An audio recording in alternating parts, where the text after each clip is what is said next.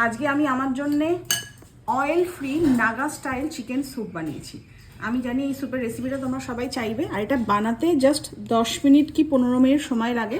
তো এটা একদম তেল ছাড়া, খুব মশলাবিহীন, খুব মশলা পড়েই না ধরতে গেলে, একটা চিকেন স্যুপ রেসিপিটা আমি বানিয়েছি, তোমরা পেয়ে যাবে। তো আমি এখানে স্যুপই খাচ্ছি, এখানে একটুখানি স্যালাড কুচো করে কেটে নিয়েছি।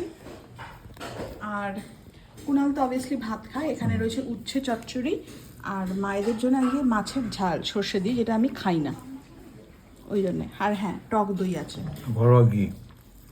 সরি, সামনের পাতে ঘরোয়া ঘি। খেয়ে নাও।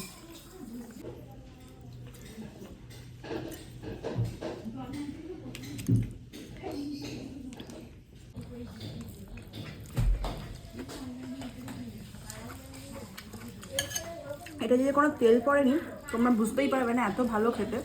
আর অবশ্যই কিন্তু ওপর থেকে এরকম কুচির করা স্যালাড দিয়ে খেও এক্সট্রা ক্রাঞ্চের জন্যে।